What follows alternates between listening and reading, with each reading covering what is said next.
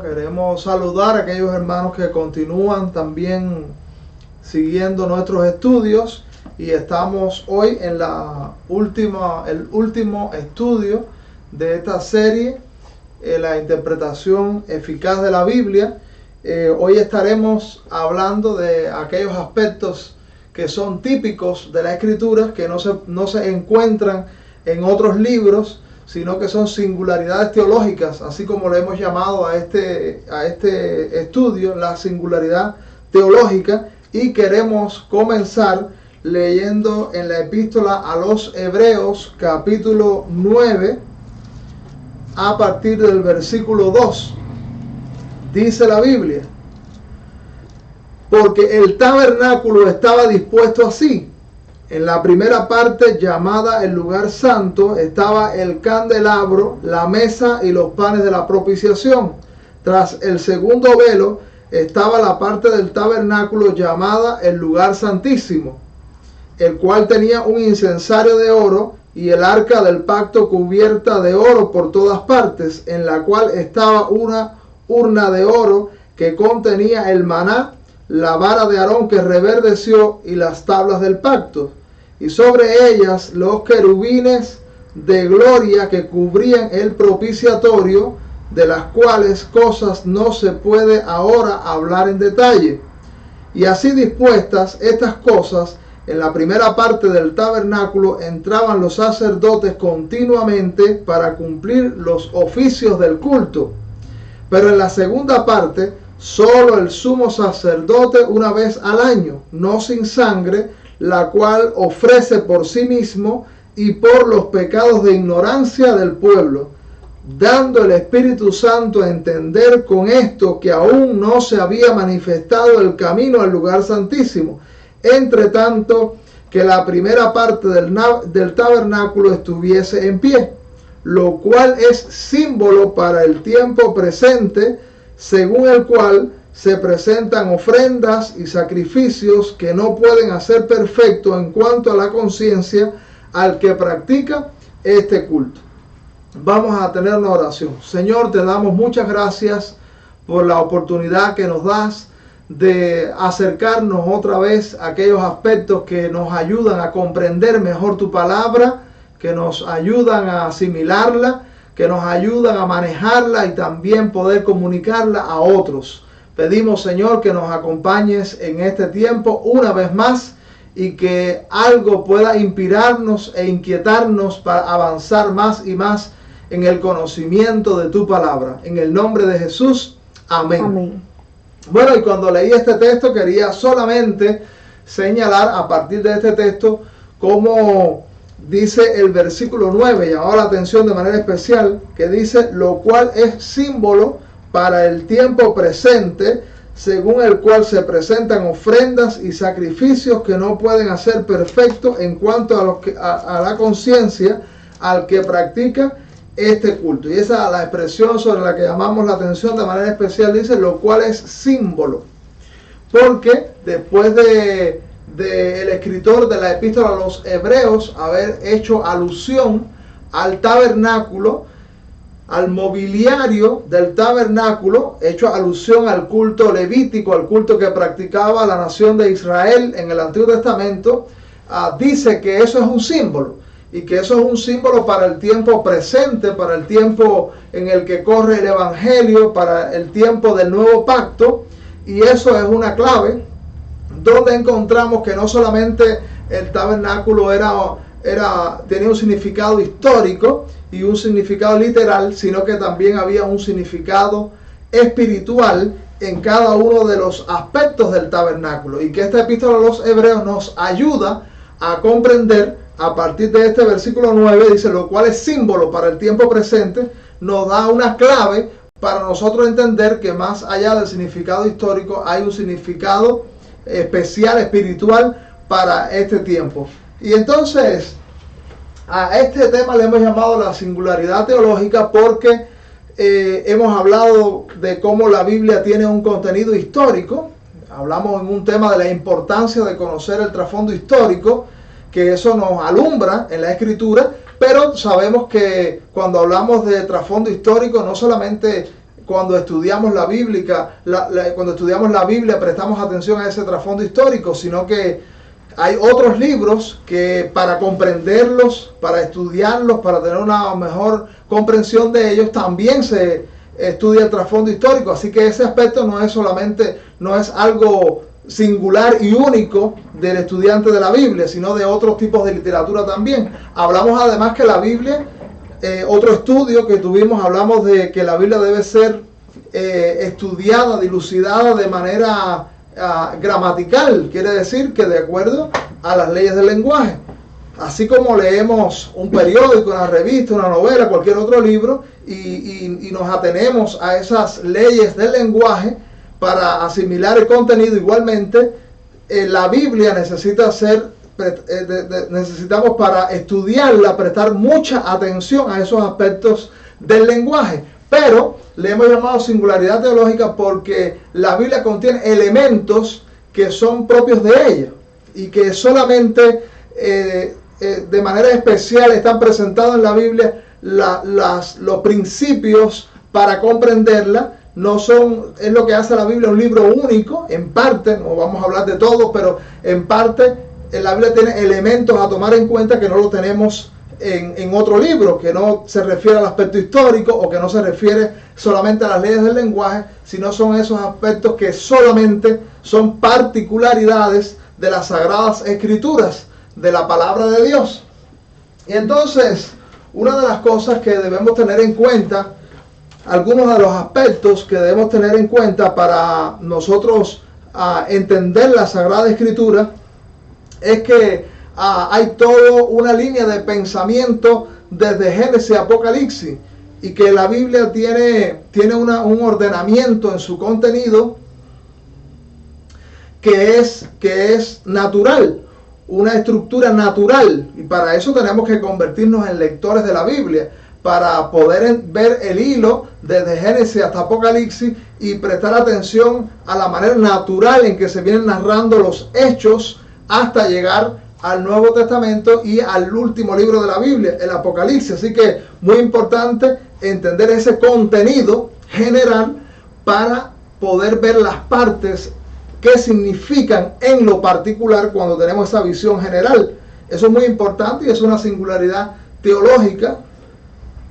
También debemos saber, hay veces que podemos mirar el Antiguo Testamento como algo aislado, como algo que debe ser comprendido en sí mismo, y no prestamos atención al Nuevo Pacto cuando Jesucristo apareció, cómo usó la escritura antiguo testamentaria, cómo los apóstoles, los discípulos del Señor Jesús, cómo usaron las escrituras antiguo testamentarias y cómo la interpretaron, cómo la vieron, cómo la aplicaron. Así que un segundo aspecto muy importante es que nosotros prestemos atención a qué interpreta el Nuevo Testamento del Antiguo Testamento. Y debemos decir que el Nuevo Testamento es una clave de interpretación. Cuando nosotros queremos entender el Antiguo Testamento, tenemos que ver cómo interpretado el Señor, cómo está interpretado el Antiguo Testamento en el Nuevo, y las conclusiones de nuestra comprensión del Antiguo Testamento no estarán basadas en el Antiguo Testamento, sino estarán basadas en el Nuevo Testamento, porque el Nuevo Testamento es la explicación del Antiguo Testamento. Y también debemos decir que un aspecto muy importante es que el análisis que hagamos de la Escritura no debe exceder los límites de la revelación. Nosotros sabemos que hay muchas inquietudes que nosotros podemos tener de las Escrituras. Hay muchas preguntas, hay muchas interrogantes que nosotros podemos tener en nuestra mente, y ha sido así en la historia del cristianismo, que muchísimas personas tienen preguntas que quisieran que les respondieran, pero que en la Biblia no hay una respuesta. Y cuando nosotros estamos estudiando la Biblia, debemos tener cuidado de no conjeturar, de no imaginarnos más allá de lo que está escrito, y no sacar conclusiones más allá de lo que está escrito, sino que donde Dios cayó, callemos también nosotros. Hay muchas preguntas que no tendrán respuestas, y que Dios nos está diciendo que si la Biblia no da una respuesta es que eso no es importante para nuestra salvación, no es importante para nuestra vida cristiana. Así que cuando estudiamos la Biblia debemos atenernos a lo que la revelación explícitamente ha planteado y que nuestras conclusiones sean a partir de ellas y no más allá. No sobrepasemos los límites de la revelación en la interpretación, porque quizás en algún momento nosotros podamos tener la tentación de dar respuestas a preguntas que la gente tiene o preguntas que han surgido también en nuestro interior y nos imaginamos y vamos más allá y dogmáticamente, rígidamente damos criterios acerca de eso que realmente la Biblia no nos da y que no podemos hacer ni una doctrina ni un dogma porque la Biblia no está dando esa respuesta. Así que eso es muy importante también. En este mismo sentido, debemos decir que la Biblia tiene un contenido explícito y un contenido implícito que debe ser tomado en cuenta. Hay una regla comúnmente dentro de la literatura y dentro de los escritores que se dice que los escritores humanos no deben ser cargados, no se les debe atribuir aquel significado que es implícito de sus escritos, porque probablemente un escritor cuando estaba escribiendo hay muchos significados implícitos que se pueden deducir de eso de lo que ellos no eran conscientes, y también que ellos nunca tuvieron la intención de hablar en ese sentido implícito y de dejar ver cosas, no era su intención. Y por supuesto un escritor humano no es omnisciente como es Dios. No sabe, no puede ver el futuro y no puede ver todas las implicaciones de su escrito. Así que cuando leemos cualquier libro no debemos atribuir todos los significados implícitos, todas las deducciones que podemos sacar de un escrito, no podemos atribuirle a un autor humano. Pero en el caso de la Biblia sí debemos decir que está autorizado por el mismo Señor, que hay un sentido implícito que es genuino y es parte del potencial de la Sagrada Escritura. Por eso la Biblia es viva y es eficaz, porque Dios no solamente habla en lo explícito, sino también Dios habla en lo implícito. Y el Señor Jesús hizo alusiones a este sentido implícito en muchas ocasiones donde lo que se deducía se convirtió en su argumento, se convirtió en con lo que él podía responder a las inquietudes de algunas personas. ¿Y por qué debemos tomar como genuino ese sentido implícito? Porque el Señor, que es el verdadero autor de la Biblia, es omnisciente y no solamente atendió lo que explícitamente se estaba diciendo, sino que también atendió lo que se implicaba de esa escritura. Así que aunque hay sentido implícito que no está autorizado, que no es legítimo, que es nuestro criterio, que no es una verdadera deducción del texto, pero hay también un sentido explícito, implícito, que sí es genuino y que debemos tomarlo, y que también el Señor ha puesto ese potencial allí, porque muchos de los retos que tiene el cristianismo actualmente, doctrinas como la evolución, un materialismo quizás una doctrina materialista tan elaborada como la tenemos hoy, no existieron en los tiempos apostólicos, y por tanto cuando la Biblia se escribió en aquellos primeros momentos no atacaba esos problemas, no había tampoco la tecnología que tenemos hoy, pero un cristiano busca respuestas a esos problemas de la tecnología, de la ética en la tecnología, o busca problemas a esos argumentos nuevos del materialismo o a las doctrinas evolucionistas. Y si la Biblia no tuviera ese potencial de hablarnos, de Dios hablarnos en lo implícito, pues no tendríamos respuestas para muchos de esos nuevos retos que tiene el cristianismo, que tiene el cristiano. Y por otro lado, si Dios no hubiera dejado ese potencial implícito, pues entonces hubiese tenido que darnos un libro muy voluminoso, y no sería un libro de muchos volúmenes, un libro inmenso para poder cubrir todos los retos y todas las situaciones a las que el Espíritu de Dios iba a tener que hablar a través de esa escritura. Pero no ha sido así, sino que en ese libro Dios economizó para darnos un libro con un contenido más allá del contenido explícito. Así que eso es muy importante. También debemos, bueno, voy a poner un ejemplo en el que el Señor usó este contenido implícito, decíamos. Vamos a abrir nuestra Biblia en el Evangelio de Lucas, capítulo 20.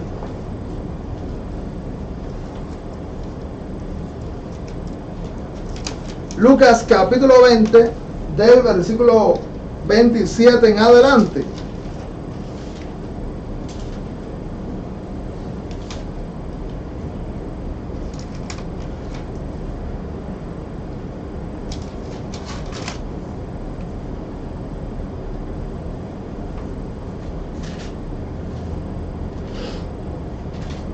Dice la Biblia: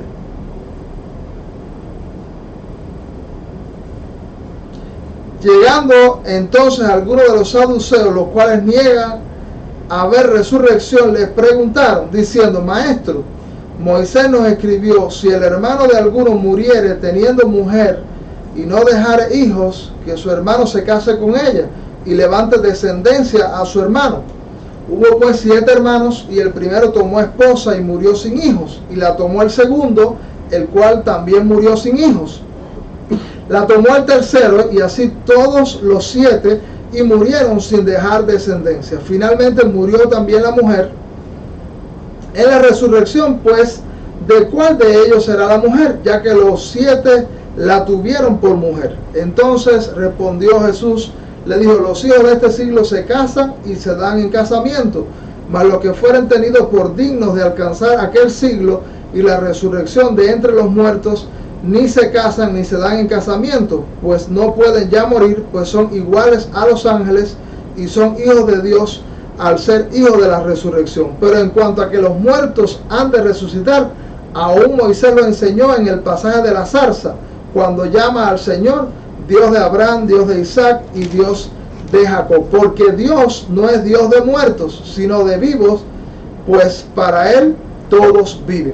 Así que, como ustedes ven, había una doctrina saducea que decía que no había resurrección. También aprendemos que ellos no creían que habían espíritus.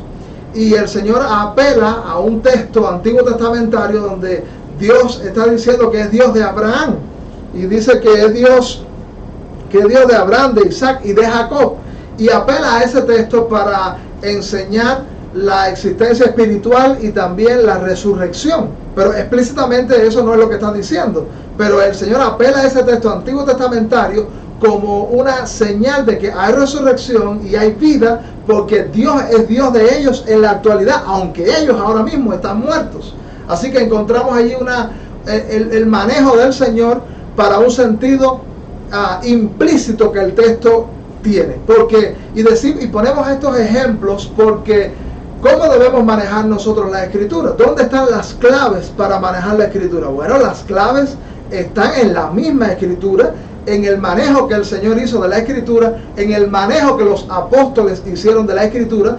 Y cuando señalamos este texto, lo que estamos diciendo es que el Señor autorizó que efectivamente hay un uso implícito que es genuino y que debe ser usado por cada cristiano para enfrentarse a las nuevas preguntas. Así como Jesús se enfrentó a los saduceos y le pusieron en aquella situación difícil, y el Señor salió apelando al texto antiguo testamentario, pues nosotros podemos apelar a muchos textos frente a otros retos que surgen en la actualidad. La otra cosa que queremos señalar es que la Biblia es un libro espiritual de manera especial.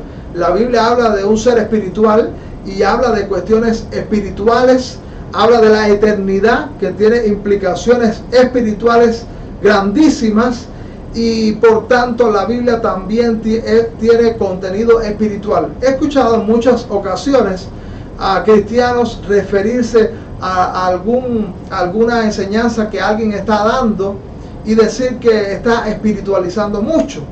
Y bueno, no dudamos que haya quien espiritualice extremadamente y que saque conclusiones espirituales extravagantes, exageradas, tergiversadas, pero lo que sí tenemos que tener en cuenta es que por ser la Biblia un libro espiritual de un Dios espiritual, ella contiene un sentido espiritual que no debemos obviar.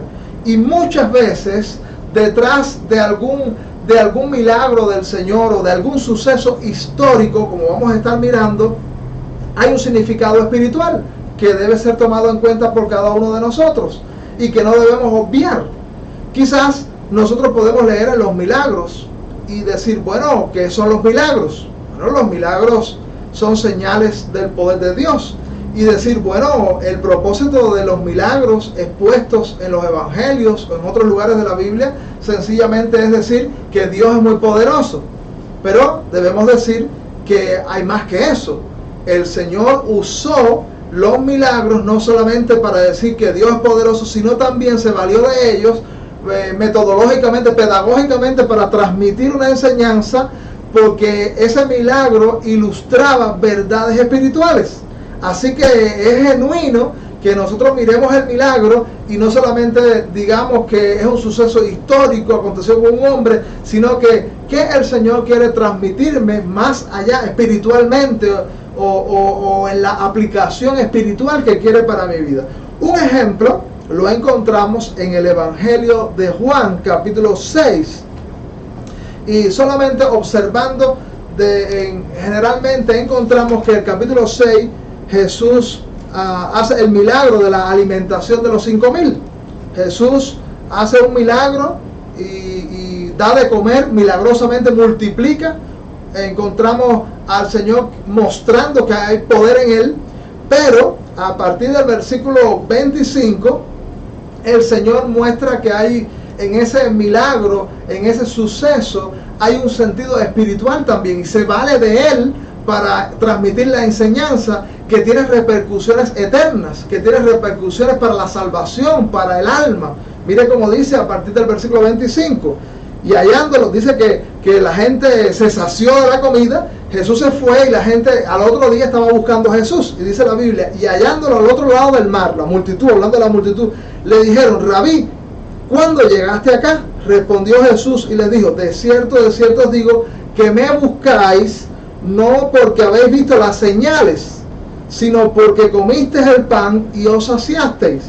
Trabajad no por la comida que perece, sino por la comida que a vida eterna permanece, la cual el Hijo del Hombre os dará, porque a este señaló Dios el Padre. Así que el milagro de Jesús alimentando está hablando de la necesidad del alma humana ser saciada por Jesús también. Jesús alimenta físicamente, pero más que eso, Jesús es alimento para el alma. Jesús es la fuente de la vida. Así que a partir de ese milagro y de la inquietud de la multitud, Jesús dio una enseñanza espiritual, hizo un uso espiritual genuino del milagro. Y bueno, así también está el caso de que no lo vamos a citar, solamente mencionarlo como otro respaldo a ese sentido espiritual, es que encontramos que Jesús en una ocasión se acercó a una higuera para buscar alimento, y la higuera no tenía fruto, y la maldijo. Y Jesús a partir de ahí enseñó la importancia de que la nación de Israel era como la higuera, que tenía hojas, aparentaba que era una higuera sana, que podía dar fruto, pero en realidad Él se acercó a la nación de Israel esperando que aquella nación tuviera fruto espiritual, y era una nación religiosa, pero era una nación sin fruto. Y también a partir de ese milagro el Señor nos enseña a nosotros que un cristiano no debe ser una apariencia sin fruto, sino que un cristiano debe dar fruto y darlo en su tiempo. Así que hay también un sentido espiritual genuino. ¿Y qué cosa es la predicación de hoy en día? Bueno, apelar a partir de todo ese contenido, apelar a ese sentido espiritual. Muy importante, la Biblia tiene un contenido espiritual que es genuino, y cuando leemos de los sucesos debemos percatarnos de ello. También señalamos que no es lo mismo un sentido figurado que un sentido espiritual. Hay veces que hay algo figurativamente que está hablando en lenguaje figurado acerca de algo material, y puede que en otra ocasión sea figurado porque esté vestido de ese lenguaje colorido que se usa mucho en la Biblia, pero esté referido a lo espiritual. Así que no siempre que decimos que encontramos un pasaje figurado, eso es lo mismo que decir que es espiritual. Así que lo figurado es figurado y lo espiritual es espiritual. Y en este sentido, de ese sentido espiritual, hay una doctrina muy importante que creo que no se habla mucho, vamos a mencionarla, que es la doctrina de la tipología. Y alguien puede decir, bueno, ¿qué cosa es esa palabra? Quizás alguien dice, no la he escuchado. ¿Qué cosa es la tipología? Bueno, muy importante que nosotros aprendamos algo de la doctrina de la tipología, que es el sentido espiritual que tiene el Antiguo Testamento de una manera muy especial. El Antiguo Testamento es tipológico y el cumplimiento del Antiguo Testamento, la palabra que se usa es el antitipo. Está el tipo, que es el Antiguo Testamento, y ahora mismo vamos a explicarnos, y el antitipo, que es el cumplimiento que está en el Nuevo Testamento. Digamos algunas cosas sobre este aspecto también de sentido espiritual que estamos mencionando. Cuando nosotros leamos el Antiguo Testamento, encontramos que el protagonista del Antiguo Testamento es la nación de Israel. ¿Saben? En los primeros tiempos, los padres de la nación de Israel usados, los patriarcas usados por Dios para que esa nación apareciera. Y encontramos en el Antiguo Testamento un montón de guerras y luchas. La nación de Israel en lucha con los babilonios, con los egipcios, con los medos persas. Y nosotros, si miramos el Antiguo Testamento en esa perspectiva solamente, pues vamos a decir, bueno, qué relevancia y qué significado tiene eso para mi vida, para el cristianismo, en una manera general, y también para mi vida cristiana. Bueno, debemos saber que no solamente debemos mirar allí conflictos humanos meramente, sino que mucho del Antiguo Testamento tiene un sentido espiritual, y que Dios estaba trabajando en la historia para darnos una profecía que se le conoce como la tipología. Y que eso lo que quiere decir es que el Antiguo Testamento es un emblema, es un símbolo de cuestiones que habrían de venir. Así que no estamos diciendo con esto que el Antiguo Testamento no es historia real. No, la arqueología respalda y la historia también respalda, no solo la historia bíblica, sino la extrabíblica respalda que la nación existió, que esos eventos que el Antiguo Testamento narra son auténticos, pero también que Dios estaba guiando la historia, controlando todo lo que estaba acaeciendo, de tal manera que diera un mensaje también espiritual, y que todos esos sucesos son un emblema de algo más que Dios quería transmitir. Así que el Antiguo Testamento en sentido general es una profecía. Hay profecías que son directas y hay profecías que es esto que estamos hablando, ese sentido espiritual que tiene todo el Antiguo Testamento. Y cuando decimos esto, queremos darle algunos elementos para identificar el símbolo, el tipo, ese elemento emblemático del Antiguo Testamento. Lo primero que debemos encontrar es que se debe apreciar algún punto de especial analogía, de especial semejanza. Por ejemplo, el Nuevo Testamento nos da indicios de que es correcto esto que estamos diciendo cuando el Antiguo Testamento habla de Adán y el Nuevo Testamento habla de que Cristo es el segundo Adán. Pero Adán, aquel hombre creado por Dios en el libro de Génesis, no solamente tiene un significado histórico, sino que él anunciaba que como Adán, y aquí está la analogía, aquí está la semejanza entre Adán y el segundo Adán, que es Jesucristo, que aquel hombre es la cabeza de la raza humana.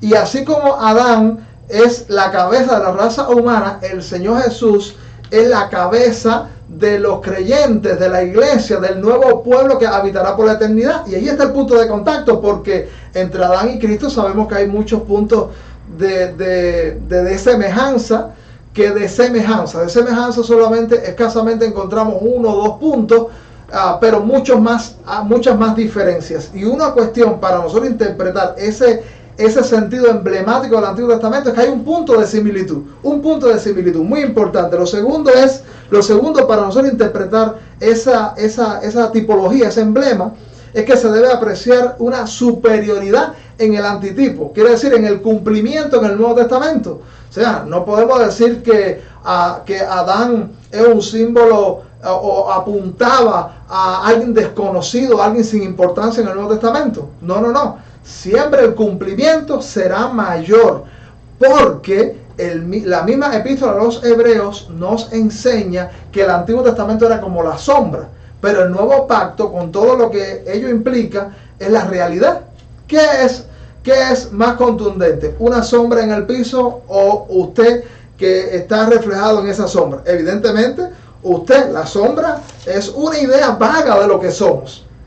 La Biblia dice que el emblema es inferior, y el Antiguo Testamento, por supuesto, todo su emblema es muy inferior. Ellos apuntan a algo superior. Así que en el caso que habíamos puesto el ejemplo es Adán, que representa al Señor Jesús, que iba a ser el segundo Adán como representante de un nuevo tipo de hombre. Jesús es superior porque es Dios y porque es el Salvador. Siempre debemos ver el cumplimiento de esa profecía como algo superior. También otro punto es que se debe apreciar que tanto el tipo como el antitipo son realidades históricas. Y mire aquí esto que es importante. Cuando nosotros decimos que el Antiguo Testamento es un emblema, todo es tiene un sentido espiritual, no estamos negando que eso haya ocurrido verdaderamente, que esos sucesos milagrosos acontecieron, que esas personas existieron, que esos reinos existieron. No.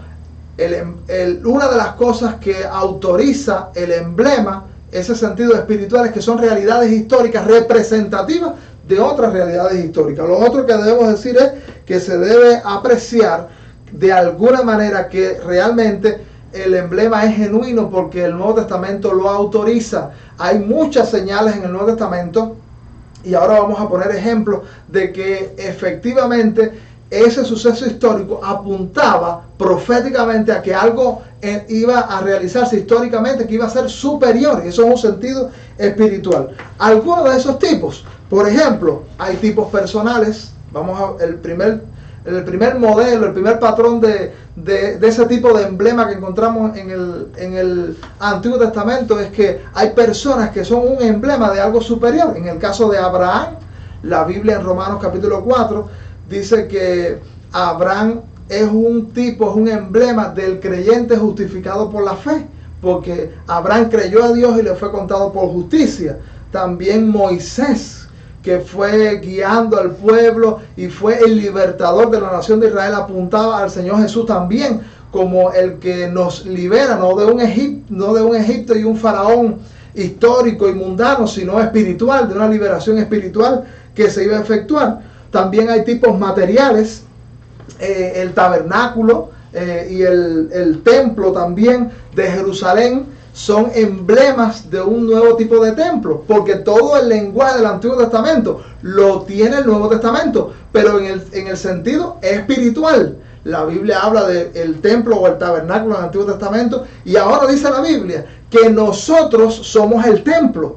Ahora la iglesia, los creyentes son el templo de Dios. Así que aquel templo material, aquella arquitectura, apuntaba que un día iba a aparecer un nuevo templo humano, porque son las personas ahora que constituyen la morada de Dios. Así que ahí encontramos otro ejemplo. También el maná, cuando la nación de Israel tuvo hambre y estuvo en aquella peregrinación, Dios proveyó alimento. Y la Biblia, ese maná, esa provisión de Dios, es también un emblema de cómo el Señor provee para su pueblo, y de manera especial vida a través de Jesucristo. Por eso Jesús apareció diciendo: yo soy el pan de vida. También hay tipos institucionales. Fíjese usted, tipos personales, tipos materiales y tipos institucionales. Las instituciones, por ejemplo, el sacrificio de animal. Ese sacrificio de animal era una profecía también, era un emblema de algo que vendría. Así como había distintos sacrificios de animales, eso estaba diciendo, habrá en la historia de la humanidad un sacrificio sublime, un sacrificio superior, y esos sacrificios apuntaban también al Señor Jesús y su sacrificio en la cruz del Calvario. Por eso Juan el Bautista, usando aquel lenguaje antiguo testamentario, cuando apareció Jesús, él dijo: he aquí el Cordero de Dios que quita el pecado del mundo. Así que ahí encontramos a Juan interpretando aquel lenguaje, pero en el sentido espiritual, aplicándolo a Jesús. También el sábado, día de reposo, había ciudades de reposo. ¿Qué significa el reposo y aquella institución sabática en la nación de Israel? Bueno, pues es que iba a haber, y en la epístola a los hebreos también nos explica ese sábado como hablando del reposo espiritual, la salvación que nosotros encontramos en el Señor. No es lo más, y por eso decíamos que era algo superior, porque el reposo físico no se puede comparar con el reposo espiritual. El reposo espiritual es superior porque tiene connotaciones eternas, es para siempre.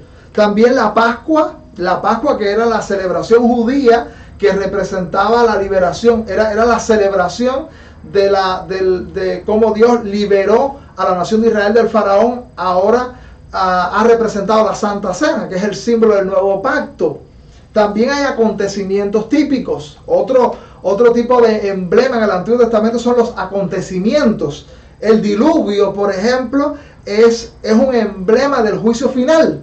Así como Dios destruyó aquel mundo antiguo a través de un diluvio y ejecutó su juicio salvando una familia, eso ilustra que vendría en la historia un juicio superior, que es el juicio final, a través de lo que se va a salvar la iglesia, y que el arca será Jesucristo. También el éxodo, la liberación de Israel saliendo de Egipto y de aquel faraón, pues es un emblema de nuestra salvación, liberándonos del faraón espiritual. Y todo esto el Nuevo Testamento lo autoriza y nos da indicios de estos elementos. También la entrada a la tierra prometida, a Canaán, y cómo el pueblo peregrinó hasta entrar. Así también el creyente está en luchas y dificultades hasta entrar en su morada eterna, el cielo. Así que mire usted, solamente esto que le mencionamos son detalles que nos alumbran del sentido espiritual genuino que tiene la Escritura y que debe ser muy considerado, porque eso nos enriquece en nuestra vida cristiana y en el uso para ayudar a otras personas. Hay mucho más, pero este puede ser de alguna manera una ayuda para nosotros entender las potencialidades espirituales de la Sagrada Escritura. Vamos a terminar también orando y dando gracias a Dios por el potencial tremendo de la palabra de Dios. Señor, muchas gracias porque tu palabra tiene mucho contenido, más allá del explícito, más allá de los hechos históricos y las señales de tu poderío y de los acontecimientos humanos. Nos enseñas que hay un contenido espiritual que enriquece a la iglesia, que bendice de manera personal a cada uno. Nos habla hoy como iglesia. Ayúdanos, Señor, en cada lectura que hacemos de la Biblia, entender ese potencial, entender esa riqueza que hay en tu palabra. Ayúdanos y inspíranos a través de estos tiempos para nosotros profundizar en lo que queda, en los otros potenciales que la Biblia tiene. Por Jesús, amén. Amén.